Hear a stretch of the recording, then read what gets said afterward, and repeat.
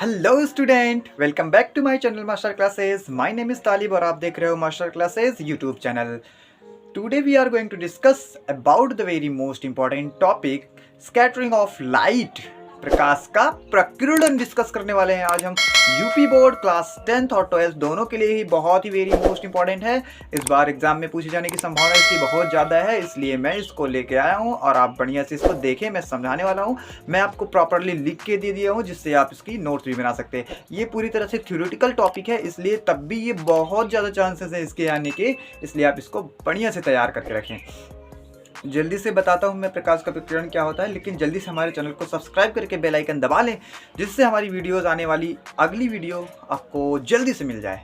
ठीक है, स्टार्ट करते हैं। प्रकाश का प्रकीर्णन, इंग्लिश में बोलते हैं इसको scattering of light. Class 10th के लिए इंपॉर्टेंट है, 12th के लिए भी इंपॉर्टेंट है। तो देखते हैं, जब प्रकाश, मैंने लिख दिया प्रॉपर्ली, आप इसको नोट डाउन कर लेना। अभी मैं हट जाऊंगा जल्दी से, ठीक है। अब जल्दी से पहले इसको देख लीजिए, समझ लीजिए।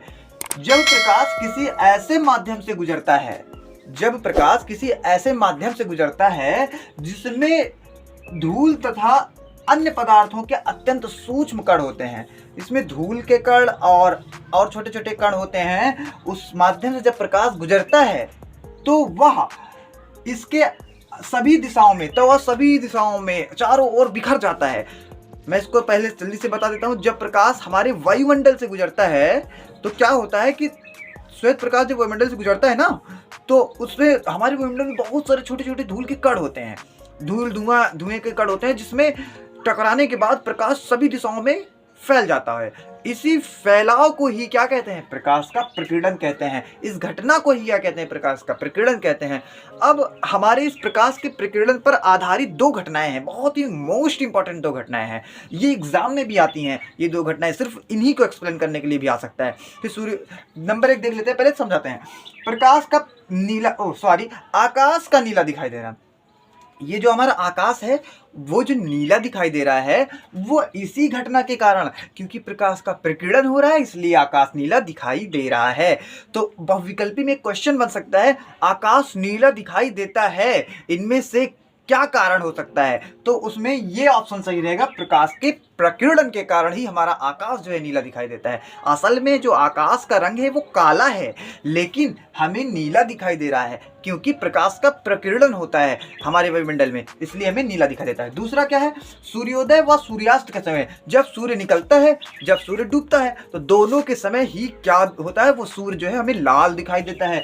यह घटना भी प्रकाश के प्रकीर्णन पर आधारित है। इस घटना को भी, ये घटना भी प्रकाश के प्रकीर्णन पर आधारित है। ये प्रकाश के प्रकीर्णन के कारण हो रहा है ये सब, ठीक है। तो ये दो एग्जाम्पल, उदाहरण है इस प्रकाश के प्रकीर्णन के। अभी मैं हटूंगा, आप स्क्रीनशॉट लेने, लेकिन अभी मैं जितनी भी बातें बता रहा हूँ बहुत ध्यान से केयरफुली सीखते जाएं इसको। तो सुनिए, ये दोनों क्या है? प्रकाश के प्रकीर्णन पर आधारित एग्जाम्पल है। अब इन दोनों को मैं यहाँ पे एक्सप्लेन नहीं कर रहा हूँ, सिर्फ मैं ये बता के छोड़ दे रहा हूँ कि आकाश नीला जो दिखाई देता है वो प्रकाश के प्रकीर्णन के कारण, सूर्योदय व सूर्यास्त के समय सूर्य का रंग जो लाल दिखाई देता है वो भी प्रकाश के प्रकीर्णन के कारण। अगर आपको इसके बारे में और डिटेल में जानना है तो आप मुझे नीचे कमेंट करना जल्दी से। मैं अगली वीडियो में इन दोनों के बारे में बहुत डिटेल में बता दूंगा, ये असल में हमें नीला क्यों दिखाई दे रहा है और ये हमें लाल क्यों दिखाई दे रहा है सूर्योदय और सूर्यास्त के समय सूर्य, ठीक है। अभी मैं ये जो 3 लाइनें लिखा हूं, बस यहाँ पे हमारा प्रकाश का प्रकीर्णन हो गया है। सब इतना ही एग्जाम में लिखने के लिए आएगा और ये ज्यादा से ज्यादा 3-4 नंबर में आएगा या 2 नंबर में आएगा, ठीक है। लेकिन ये जो नीचे की 2 लाइनें हैं ये आपको OMR सीट में भरने के लिए, यानी कि बहुविकल्पी MCQs में ये बहुत लाइनें काम आएंगी आपको। मैं जल्दी से इसके बारे में बताता हूँ। क्या है कि श्वेत प्रकाश में कितने रंग होते हैं? 7 रंग। ये विबग्योर मैंने लिखा है। क्या? विबग्योर। ये 7 रंग होते हैं, V से वायलेट, I से इंडिगो, B से ब्लू, G से ग्रीन, Y से येलो, O से ऑरेंज, R से रेड। इसके बारे में वर्ड विक्षेपण वाली एक मेरी वीडियो है, मैंने इसके पहले डिस्कस किया था इस वीडियो को, वर्ड विक्षेपण नाम से, डिस्पर्सन ऑफ लाइट यानी कि वर्ड विक्षेपण की वीडियो मैंने बनाई थी। उसमें अगर आप जाके देखेंगे ना तो मैंने इसके बारे में बहुत अच्छे से बताया है, प्रिज्म पर 7 रंग कैसे बिखरते हैं, ठीक है। तो यहाँ पे मैं इसको डिस्कस नहीं कर रहा हूँ, बस सिर्फ बता रहा हूँ आपको कि 7 रंग होते हैं, उनको याद रखने का तरीका ये है, विबग्योर। अब मैं इसको शॉर्टकट में विबग्योर लिख दिया, इसका मतलब आप इसको 7 रंगों को इसी विबग्योर से याद कर रख सकते हैं, ठीक है।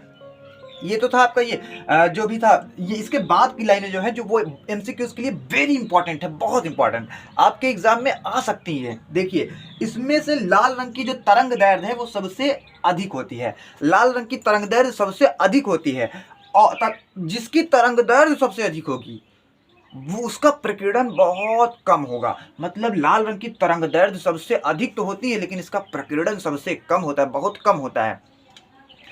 याद कैसे रखें? सिर्फ एक याद रखें आप। और इसमें एक और है, बैगनी रंग की तरंग दैर्ध्य क्या होती है? कम होती है, लेकिन जिसकी तरंग दैर्ध्य कम होती है उसका प्रकीर्णन अधिक होता है। मतलब बैगनी की अगर तरंग दैर्ध्य कम है तो इसका प्रकीर्णन अधिक होगा। इसीलिए ये बहुत ही इंपॉर्टेंट हो जाता है, क्योंकि इसमें बच्चे बहुत कंफ्यूज रहते हैं। फिर से मैं एक बात को अपने मुंह से बोल रहा हूँ, आप इसको अच्छे से नोट कर लेना कहीं भी, क्योंकि अगर आप इसको अच्छे से नोट किए रहेंगे तो ये एग्जाम में आपको 1 नंबर जरूर देगी। लाल रंग की तरंग दैर्ध्य सबसे अधिक होती है, इसका प्रकीर्णन सबसे कम होता है, क्योंकि तरंग दैर्ध्य लाल रंग की अधिक है इसलिए इसका प्रकीर्णन कम होगा। बैगनी रंग की तरंग दैर्ध्य सबसे कम होती है, इसका प्रकीर्णन सबसे अधिक होता है। ठीक है, बस इतनी सी बात याद रखें कि जिसकी तरंग दैर्ध्य अधिक उसका प्रकीर्णन कम, जिसकी तरंग दैर्ध्य कम उसका प्रकीर्णन अधिक। मैं हट रहा हूं, आप इसका स्क्रीनशॉट बढ़िया से लीजिए और एग्जाम में आप इसी को याद करके जाइए, जरूर आपको मार्क्स मिलेंगे, उम्मीद करता हूं। और आप बहुत अच्छे से मार्क्स लेके आए अपने एग्जाम में, बहुत अच्छा स्कोर करें, मेरी यही दुआ है आप लोगों के लिए। थैंक्स फॉर वॉचिंग, और चैनल को सब्सक्राइब करके बेल आइकन दबा लें जिससे हमारी वीडियोस आपको मिलती रहें। Thanks for watching, all the best.